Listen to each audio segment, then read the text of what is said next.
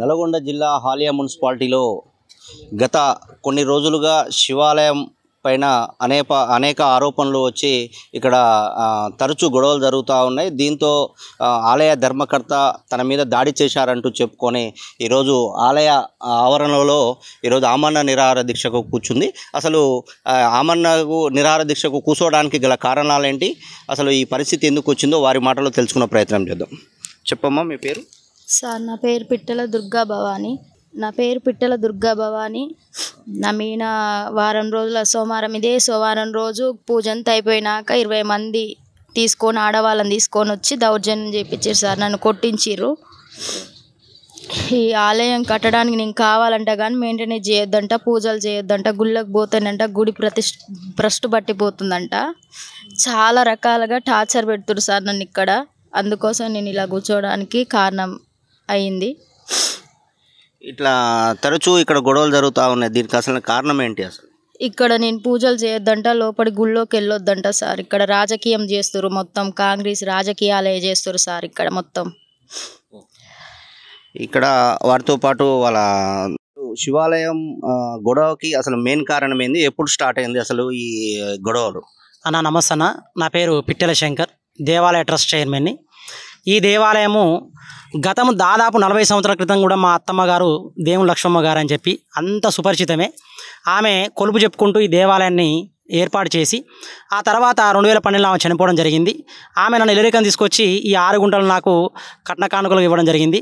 అదే ప్లేస్లో ఆమె కోరిక శివాలయం ఉండాలి కాబట్టి ఈ దేవాలయాన్ని ఏర్పాటు చేద్దాం, అత్తగారి కోరిక కోసం దేవాలయం ఊరి కోసం ఏర్పాటు చేద్దామని చెప్పి నా ఇంటి వరకు ఉన్నటువంటి దేవాలయాన్ని ఊరి మొత్తానికి నేను అంకితం చేయడం జరిగింది.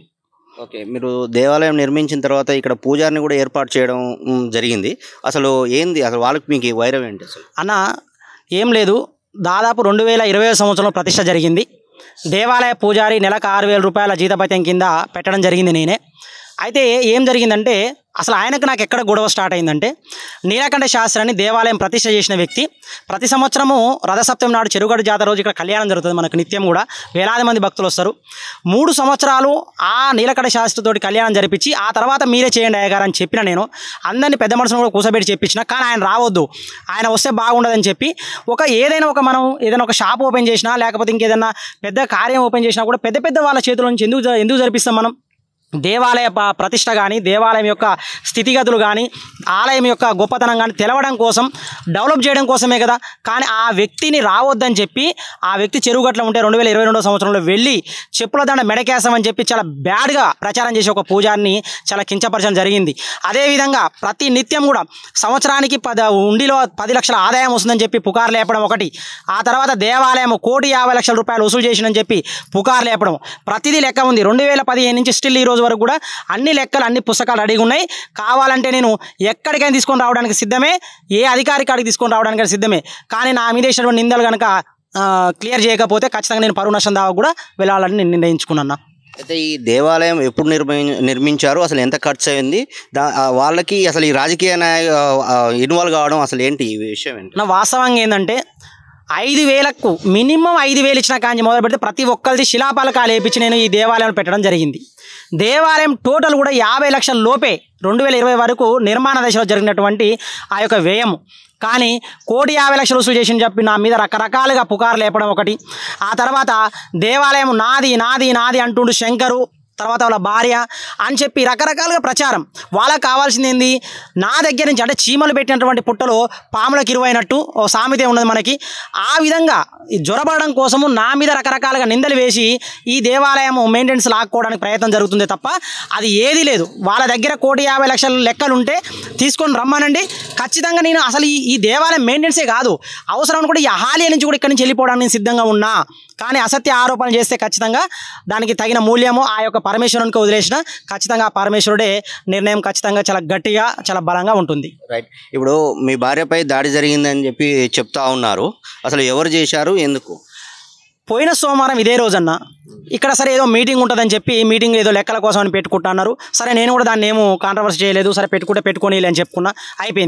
అయిపోయిన తర్వాత 11 గంటల తర్వాత నేను ఆల్రెడీ ఒక మిర్యాల కూడా వెళ్ళేది ఉంటే ఊరు వెళ్తున్నా. అప్పటికే నెట్బండు దగ్గరికి వెళ్ళినా. ఇక్కడ ఒకసారి చూడండి, అక్కడ ఆ పూజా స్టోర్ ఇప్పుడు కాదు 2020లో వేసినాం. ఇది భక్తుల కోసం. అది కూడా ఇంత దూరం వచ్చిన వ్యక్తులకి కనీసం ఒక కొబ్బరికాయ ఏది దొరకట్లేదంటే భక్తుల కోసం వేసినాం. అదేదో ఆదాయం సంపాదించుకోవడానికి కాదు. కానీ అదంతా మాకు చెప్పకుండా ఒక మహిళలు 20 మందిని తీసుకొచ్చి అలా కూర్చోబెట్టి దేవాలయంలో 11 తర్వాత పూజ అంతా అయిపోయిన తర్వాత అయ్యగారు వెళ్ళిపోయిన తర్వాత జరిగి అదంతా పీకేస్తుంటే నా భార్య అడ్డుకోపోతే ప్రీ ప్లానుడ్గా వాళ్ళకు ఒక్కొక్కరికి 300 రూపాయల నుంచి 500 రూపాయలు ఇచ్చారని చెప్పి ఆరోపణలు కూడా ఉన్నాయి. ఖచ్చితంగా మా దగ్గర చాలా వరకు సమాచారం కూడా ఉంది. ఖచ్చితంగా మేము అధికారుల దృష్టికి కూడా తీసుకెళ్ళాము.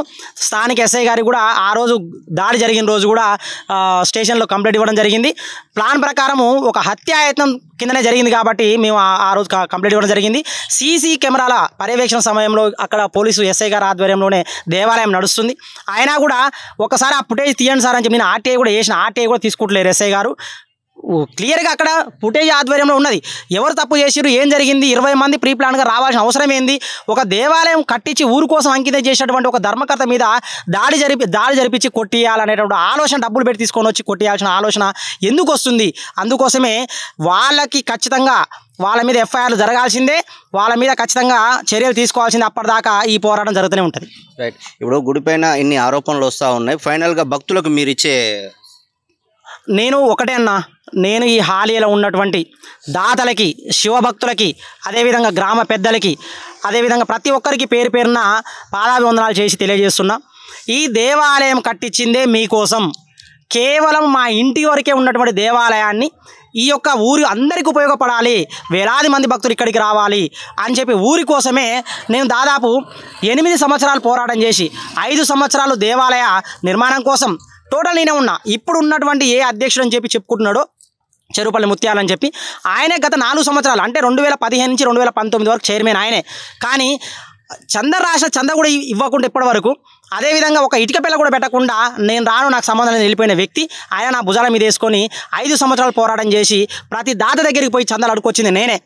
నాతో పాటు ఒక సముద్రాల అరవిందు, తర్వాత లెంకల నవీన్ రెడ్డి, బండి సత్యము, తర్వాత సెంటర్లో బేకరీ సైదులు అని చెప్పి సైదన్న, తర్వాత నిరంజను, ఈ చిన్న వ్యక్తులతోటి చందాలు తీసుకొచ్చి ఈ దేవాలయం నిర్మాణం చేస్తే చివరికి రకరకాలుగా నిందలు నా మీద. అసలు చివరికి ఒక దేవాలయం కట్టించి ఆ రోజుల్లో భక్త రామదాస్ ఏ విధంగానైతే దేవాలయం కట్టించి జైలుకు పోయిండో అదేవిధంగా రాజకీయ కుట్ర చేసి మా మీద, నన్ను నా భార్యని దాదాపు 3 రోజులు జైల్లో పెట్టడం కూడా జరిగింది. ఏది ఏమైనా పరమేశ్వరుడు ఉన్నాడు, ఆ యొక్క పరమేశ్వరుని యొక్క సేవలోనే ఉంటాం. కానీ దేవాలయం నాది అని పుకారు లేపి నా మీద బ్యాడ్ ఒపీనియన్ తీసుకురావడం కోసం ప్రయత్నం చేస్తారు. ఎప్పుడు కూడా నాదని చెప్పలేదు. దేవాలయం భక్తుల కోసము, హాలియ పట్టణవాసుల కోసం, పరిసర ప్రాంతవాసుల కోసం ఇంత పెద్దగా చేసినాము. కాబట్టి దేవాలయం ఊరిదే. కానీ దేవాలయం మెయింటెనెన్స్ మాత్రమే, ధూపదీప నైవేద్యం కానీ, దేవాలయ అభివృద్ధి కానీ, దేవాలయ ట్రస్ట్ ఉంది. మీకు సేవ చేయాలనుకుంటే రండి, దేవాలయ ట్రస్ట్లో ఖచ్చితంగా మిమ్మల్ని మెంబర్స్కి యాడ్ చేస్తాం. ప్రతి రూపాయి లెక్కతో సహా మీకు ఇస్తాం. ప్రతిది కూడా అందరం కలుపుకొని ముందుకు పోదామని కూడా నేను తెలియజేస్తున్నాను. ఓకే. ఇక్కడ మహిళ మీద దాడి చేసిరని చెప్పి ఆమరణ నిరాహార దీక్షకు మద్దతుగా బీసీ సంఘ నాయకులు కూడా ఉన్నారు. వారి మాటలో తెలుసుకునే ప్రయత్నం చేద్దాం. చెప్పండి మీ పేరు. నా పేరు కాసుల అజయ్ కుమార్. బీసీ ఉద్యమంలో కీలకంగా జరుగుతున్నా. ఈరోజు మొన్న సోమవారం నాడు ఒక 20 మంది ఆడవాళ్ళను, అక్క జిల్లలను తీసుకొచ్చి ఒక పిట్టెల భవానీ అనే మహిళ మీద దాడి చేయడం చాలా బాధాకరం. ప్లాన్గా జరిగింది ఇది. తప్పకుండా వారికి అండదండగా మేము ఉంటాం. ప్రజా సంఘాలు, ప్రజా ఉద్యమ నాయకులని అందరినీ మీ వేదిక మీదకి తీసుకొని ఖచ్చితంగా పిలుపునిస్తాం. బహుజన్ నాయకులైనటువంటి తీన్మార్ మల్లన్న కానీ, విశారదన్ మహారాజ్ కానీ, బహుజన్ నాయకులందరినీ ఏకం చేసి ఖచ్చితంగా పిలుపునిస్తాం. మేము తప్పకుండా వీరికి అండదండగా ఉండి న్యాయం చేసేంత వరకు పోరాటం తప్పకుండా చేస్తాం. రైట్. ఇక్కడ గత 2 రోజుల నుంచి 3 రోజుల నుంచి కూడా దాడి చేశారని చెప్పి ఆమరణ నిరాహార దీక్షకు నేడు ఇక్కడ పిటెల భవానీ అని చెప్పి ఇక్కడ కూర్చొని ఉన్నారు. వీరికి మద్దతుగా బీసీ సంఘ నాయకులు కూడా వీళ్ళకి మద్దతు తెలుపుతా ఉన్నారు. దీంతో పాటుగా చూసుకున్నట్టయితే గత కొద్ది సంవత్సరాలుగా ఇక్కడ ఆలయ ధర్మకర్తగా ఉన్నటువంటి పిటెల భవానీపై అనేకమైన ఆరోపణలు చేసి గుడి వచ్చే నిధులు కూడా వీళ్ళు అక్రమాలకు పాల్పడుతున్నారని చెప్పి లేనిపోని ఆరోపణలు చేసి వీళ్ళ మీద